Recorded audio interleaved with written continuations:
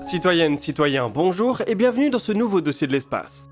Parmi les choses qui rendent les voyages spatiaux dangereux, il y a notamment les radiations. Une fois sortis de l'atmosphère terrestre, les organismes doivent faire face à ce danger de manière constante. En fonction des lieux et des moments, il peut être plus ou moins préoccupant. Mieux vaut par exemple éviter de traverser la magnétosphère de Jupiter ou de se retrouver au milieu d'une tempête solaire.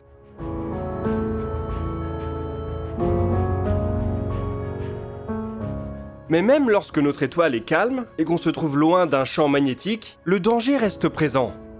Car en effet, une partie de ce rayonnement dangereux pour le vivant nous vient du milieu interstellaire. On parle alors de rayonnement cosmique.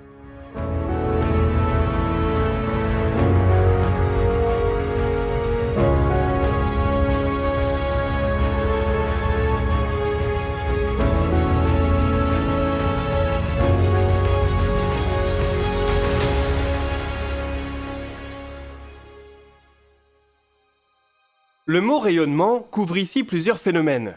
Dans le spectre électromagnétique, une bonne partie de celui-ci est complètement inoffensif. Tous les jours, vous êtes arrosé d'ondes radio, de rayonnements infrarouges et de lumière visible, et vous ne vous en portez pas plus mal. Ces rayonnements sont constitués de photons à basse énergie. Si ces photons sont plus énergétiques et entrent dans le domaine ultraviolet, les dégâts sur le vivant peuvent commencer à se faire sentir. C'est la raison pour laquelle on recommande de se protéger la peau avec de la crème solaire. Au-delà de ces énergies, on rentre dans le domaine des rayons X, puis des rayons gamma. Et là, les choses deviennent franchement dangereuses. Ces rayonnements sont qualifiés de ionisants, car ils sont capables d'arracher les électrons des noyaux atomiques. Or, il se trouve que dans l'immensité de l'univers, plusieurs phénomènes sont capables de produire des photons de telle énergie. Ces derniers voyagent alors sur des milliers ou millions d'années-lumière et peuvent finir par traverser le système solaire.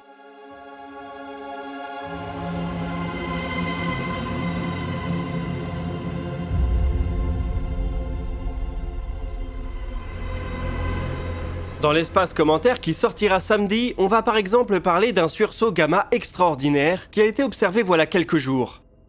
Il peut être considéré comme l'explosion la plus puissante jamais enregistrée par l'humanité. Il a probablement été produit par une supernova, la mort d'une étoile géante. Les photons issus de l'événement ont voyagé sur plus d'1 milliard d'années-lumière. Et pourtant, arrivés dans le système solaire, ils portaient encore une énergie de 18 téraélectronvolts. Même les particules accélérées dans le LHC sont moins énergétiques. Ce flash de rayons gamma était tellement puissant qu'il a temporairement aveuglé des détecteurs pourtant conçus pour ce type d'événement.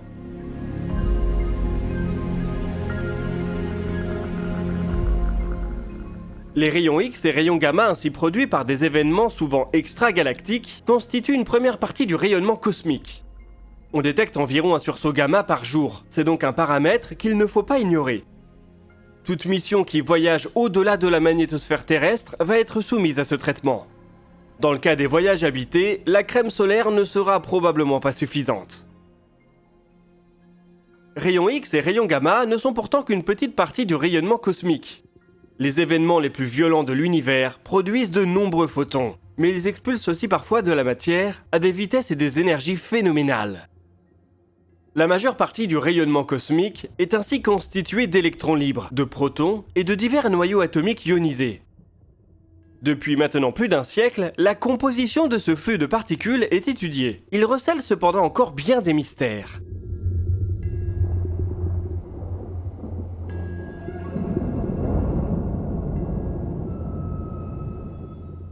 L'étude de ce flux est par ailleurs assez complexe. On ne peut pas placer simplement des instruments de mesure au sol, car fort heureusement pour nous, l'atmosphère nous protège de la grosse majorité de ces particules. À 30 km au-dessus de nos têtes, les protons très énergétiques rencontrent un milieu dense, avec lesquels ils finissent par interagir. Cela crée une cascade d'autres particules, un peu comme un accélérateur naturel. Ce sont plutôt ces particules secondaires qui sont détectables au niveau du sol. Il est aussi possible de détecter les gerbes qui se produisent dans la haute atmosphère. Des observatoires sont dédiés à cette tâche. On a d'ailleurs eu la chance d'en voir un prototype lorsqu'on a été visiter l'observatoire de Paris.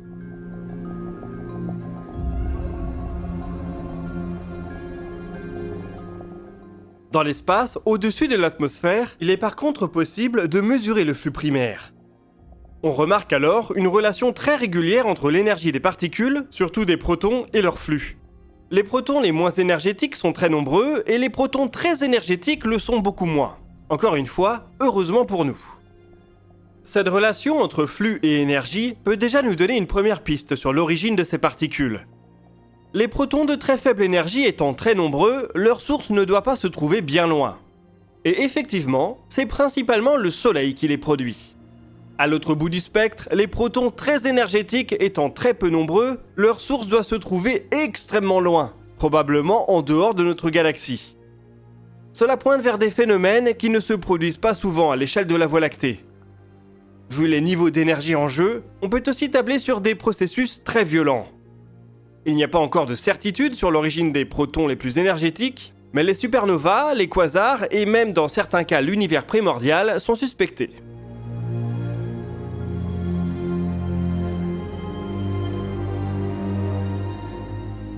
Les protons les plus rares et les plus énergétiques intéressent tout particulièrement la recherche.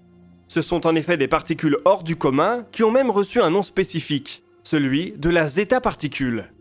Une zeta-particule est un proton dont l'énergie peut approcher les 100 joules. Imaginez un peu, un proton, une particule qui fait 1/1000e de nanomètre de diamètre, qui transporte presque autant d'énergie qu'une balle de petit calibre. Pour que cela soit possible, il faut qu'elle ait été accélérée quasiment à la vitesse de la lumière. Quand je dis quasiment, cela signifie 99,9999% de la vitesse de la lumière. Si un tel proton voyageait aux côtés d'un photon, qui va lui à la vitesse de la lumière, le photon aurait besoin de plusieurs centaines de milliers d'années pour dépasser le proton d'1 centimètre, du point de vue d'un observateur externe. Au début des années 90, quand ces particules ont commencé à être observées, l'une d'entre elles a même été surnommée la Oh my God particle. Cela vous donne une idée de l'état d'étonnement dans lequel étaient alors les physiciens. Au-delà des superlatifs, ces particules portent peut-être en elles des réponses à nos questionnements sur l'univers. D'une part, ce sont un peu des accélérateurs naturels. Si on était capable d'observer finement le produit de leur décomposition dans la haute atmosphère, le LHC ne servirait plus à grand-chose. Il serait même largement surclassé.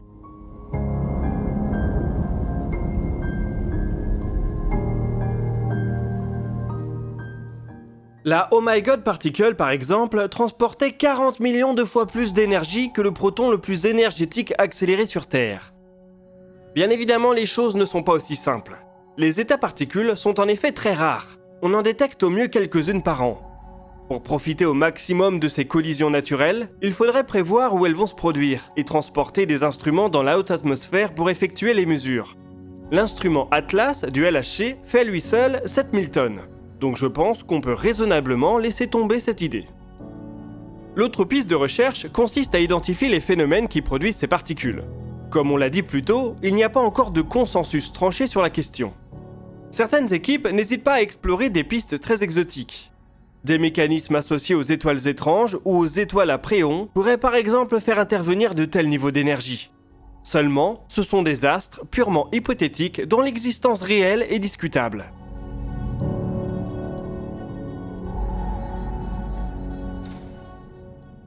Une autre piste envisage des interactions entre les noyaux actifs de galaxies et la matière noire. Celle-ci pourrait se décomposer en paires de particules virtuelles. Lorsqu'une d'elles tomberait dans un trou noir supermassif, l'autre serait éjectée avec une grande énergie, elle percuterait alors d'autres particules, créant au passage ces fameux protons quasiment accélérés à la vitesse de la lumière. On est là encore dans un processus très spéculatif, mais c'est ce qui rend l'étude du rayonnement cosmique de très haute énergie si excitante. C'est une porte potentielle vers de nouvelles avancées en physique théorique.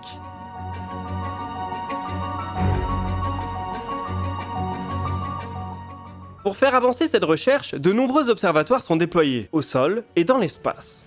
Des télescopes optiques essaient de voir les flashs lumineux qui se produisent dans la haute atmosphère, lorsqu'une particule énergétique interagit avec ce milieu. Au sol, et même sous la surface, on essaye de détecter les produits de leur désintégration. Des détecteurs sont aussi installés sur l'ISS et sur des satellites pour tenter d'intercepter certaines des particules les plus énergétiques avant qu'elles n'atteignent l'atmosphère. Dans la même optique, il est d'ailleurs intéressant de s'éloigner du Soleil. Les vents solaires de notre étoile agissent un peu comme une barrière contre le rayonnement cosmique. Au-delà de l'héliopause, là où évoluent actuellement les sondes Voyager, les flux de particules cosmiques de faible énergie sont beaucoup plus importants.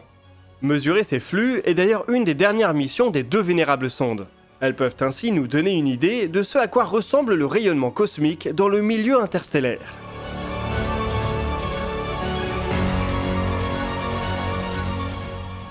Dans les années qui viennent, de nouveaux observatoires et de nouvelles sondes permettront d'étendre et de préciser la nature du rayonnement cosmique. On a beaucoup parlé de photons et de protons dans cette vidéo, mais des électrons ou des noyaux d'hélium de haute énergie et même des particules d'antimatière font également partie de ce flux. Les plus énergétiques d'entre elles sont un témoin direct des processus les plus violents de l'univers, ceux qui font mourir les étoiles ou chamboulent les galaxies. C'est un domaine où l'infiniment petit rejoint l'infiniment grand pour nous montrer que ce qu'il y a de plus beau peut être aussi terrifiant dans l'univers.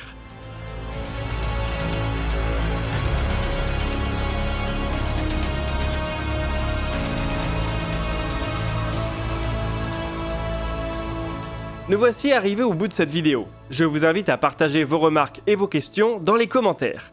Nous répondrons à certaines d'entre elles dans la vidéo qui sortira ce samedi à 17h. Vous pouvez consulter la description pour retrouver des liens vers nos sources, nos réseaux sociaux et nos podcasts. Nous, on se donne rendez-vous dans 2 jours pour une séance de questions-réponses. Et d'ici là, citoyennes, citoyens, portez-vous bien.